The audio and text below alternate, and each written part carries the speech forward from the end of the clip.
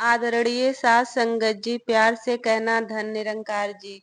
आशा करती हूँ सद्गुरु माता जी की कृपा से आप सभी स्वस्थ होंगे, अच्छे होंगे।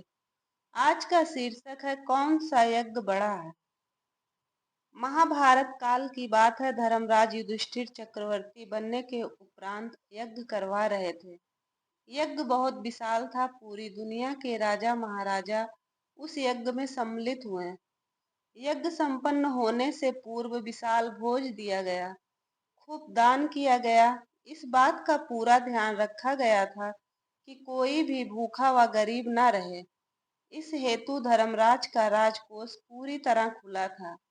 उस दिन जैसा भोजन कभी नहीं हुआ, उतना दान पुण्य कहीं नहीं देखा गया। लोगों में यही चर्चा का विषय था। प्रजाजन चहुं ओर धर्मराज युधिष्ठिर की जय जयकार कर रहे थे। लगभग सभी एक स्वर में कह रहे थे कि यह यज्ञ पृथ्वी पर होने वाला सबसे बड़ा यज्ञ है। तभी एक नेवला एक कोने से प्रकट हुआ और यज्ञ की राख में उलट पलट होने लगा। वह सामान्य नेवला होता तो कोई अचरज की बात नहीं थी, परंतु उसका आधा शरीर सुनहरा था। सूरज की किरणें उस पर पड़ती तो वह चमकता। नेवला लोटपोट होता रहा। उपस्थित लोगों की नजरें उसी पर जमी हुई थी। उनके आश्चर्य की तब कोई सीमा नहीं रही जब वह नेवला लोगों की भाषा में बात करने लगा। नेवला बोला, आप झूठ बोल रहे हैं। यह यज्ञ इस पृथ्वी पर होने वाला सबसे बड़ा यज्ञ नहीं है। यह तुम कैसे कह सकते हो। उपस्थित लोगों में से एक आदमी जरा तीखे स्वर में बोला, मेरे शरीर का सुनहरी भाग स्वयं इस तथ्य का प्रमाण है। नेवले की आवाज आई, अपने शरीर के सुनहरी भाग के बारे में जरा विस्तार से बताओ। एक महानुभाव बोले। वह नेवला बोला, बहुत दिनों की बात है। कुरुक्षेत्र में एक ब्राह्मण परिवार रहता था। एक बूढ़े ब्राह्मण के अलावा बूढ़ी ब्राह्मणी व उनके पुत्र पुत्रवधू उस परिवार में थे। यह कहकर नेवला जरा रुका, जैसे उसे सब कुछ उसी तरह ध्यान आ गया था। वह पूरा दृश्य उसकी आंखों के सामने घूम गया और वह बोल उठा, एक बार कुरुक्षेत्र में भारी अकाल पड़ा। लोग भूखे मरने लगे। जब स्वयं अपने खाने के लिए कुछ ना हो तो भिक्षुक को क्या देते। शीघ्र ही ब्राह्मण परिवार भी भूखे रहने की स्थिति में आ गया। ब्राह्मण रोज घर से भिक्षाटन को निकलता और खाली हाथ लौट आता। वह उस समय की बात है जब मनुष्यों के चारों वर्ण अपने अपने निर्धारित व्यवसाय पर दृढ़ थे। ब्राह्मण का कर्म था शिक्षा देना। शिक्षा के बदले कुछ लिया नहीं जाता था। उनका समाज में बहुत सम्मान था। लोग प्रायः ही उन्हें कुछ न कुछ भेंट करते रहते थे और यदि कभी ब्राह्मण स्वयं द्वार पर उपस्थित हो जाएं, तो यह सौभाग्य का सूचक था। ब्राह्मण को खाली हाथ लौटाने की परंपरा उस समय नहीं थी। बेशक इस कार्य को भिक्षाटन का नाम ही दिया गया, परंतु आजकल के भिखारियों से उनकी तुलना बिल्कुल नहीं की जा सकती। नेवला बोला, भूखे रहते उनको 4 दिन हो गया। एक दिन गरीब ब्राह्मण को किसी ने थोड़ा जौ भेंट किया।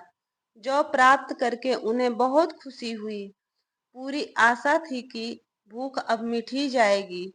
घर आकर ब्राह्मणी ने जौ कूट कर सत्तू बना लिया। उस सत्तू को 4 भागों में बांटा गया। अभी वे उस खाने का उपक्रम कर ही रहे थे कि एक अतिथि आ गए। भारतीय संस्कृति में अतिथि को भगवान का रूप माना गया है। अतिथि की सेवा को प्रभु की सेवा माना गया है। नेवला आगे बोला, ब्राह्मण ने अपने स्थान से उठकर अतिथि का स्वागत किया और उसे उचित स्थान पर बिठाया।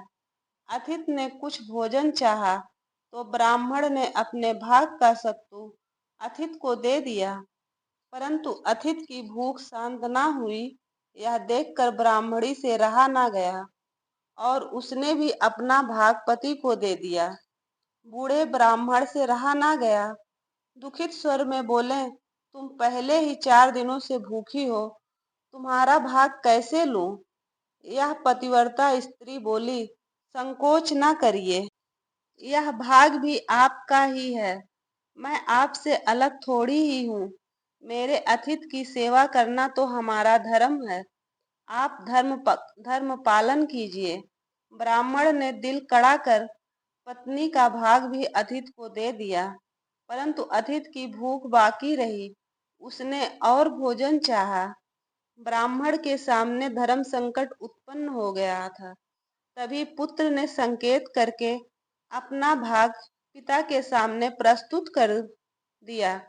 ब्राह्मण का एक एक पैर जैसे मन भर का हो गया, परंतु व्यवस्था ऐसी थी, पुत्र ने अपना भाग अतिथि हेतु समर्पित कर दिया। ब्राह्मण की आंखों से आंसू छलक आए। भाव विह्वल होकर, बेटा, हम तो बूढ़े हैं, उपवास रख सकते हैं, हमें कोई विशेष कष्ट नहीं होता, परंतु तुम बच्चे हो, तुम्हारा भाग कैसे ले लूं? पुत्र बोला, आप संकोच ना करें पिताजी, धर्म पालन में हम सभी का कल्याण है। फिर आपके हेतु मैं कुछ कर पाऊं तो पुत्र धर्म के पालन का इससे बेहतर समय और कौन सा होगा। मैं आपसे अलग थोड़ी ही हूँ। जल्दी कीजिए, अतिथि के भोजन में देरी ना हो। अंततः दुखी मन से ब्राह्मण ने वह भोजन भी अतिथि के सामने रख दिया।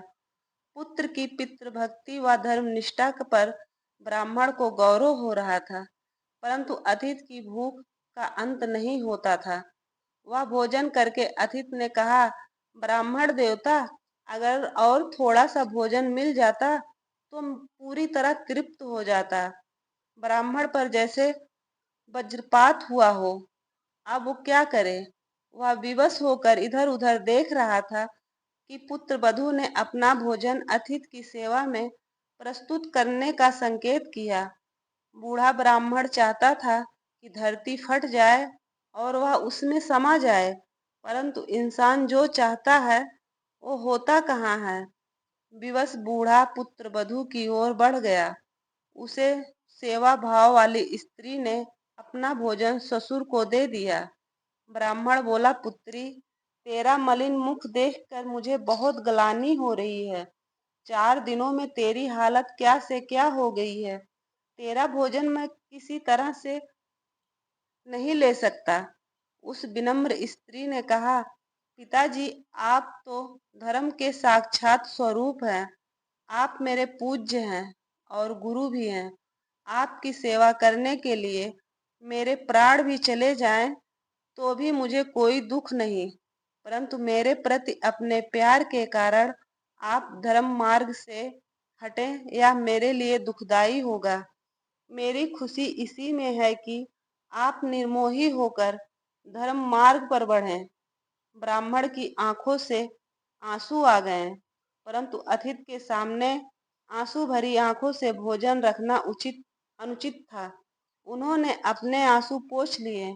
दिल मजबूत करके पुत्र वधू का भाग भी अतिथि को दे दिया। भोजन करके आशीर्वाद देता हुआ अतिथि चला गया। भोजन द्वारा ब्राह्मण की अतिथि सेवा की परीक्षा लेने वाले स्वयं धर्मराज ही थे। सौभाग्य से ब्राह्मण परिवार इस परीक्षा में उत्तीर्ण हुआ। वह परिवार भूख से व्याकुल था और उसी रात वे चारों स्वर्गवासी हो गए। स्वयं धर्मराज उनके स्वागत के लिए आए हुए थे। नेवला आगे कहने लगा, मैंने यह पूरी घटना देखी थी। मैंने देखा कि सत्तू के कुछ कण उस स्थान पर पड़े रह गए। मुझे ना जाने क्या सूझी, मैं उन कणों के ऊपर लौटने लगा। एक चमत्कार देखा। शरीर का वह भाग जिस पर उस सत्तू के कणों का स्पर्श हुआ, वह भाग सोने का हो गया। आप स्वयं समझ लीजिए कि ब्राह्मण की उस अतिथि सेवा का महत्व कितना था। जब भी कहीं किसी यज्ञ की बात सुनता हूँ तो वहां इस आशा से पहुंचता हूँ कि शायद बचा हुआ शरीर भी सुनहरा हो जाएगा, परंतु अब तक यह आशा पूरी ना हुई। आप स्वयं सोच लीजिए कि पृथ्वी पर हुआ सबसे बड़ा यज्ञ कौन सा है। यह कहकर न्योला चला गया। उपस्थित महानुभाव आश्चर्यचकित होकर ये सारी बातें सुन रहे थे। वास्तव में मानव सेवा से बढ़कर कोई यज्ञ नहीं है। युग प्रवर्तक बाबा गुरबचन सिंह जी कहा करते थे कि मेरे हर अनुयायी के पास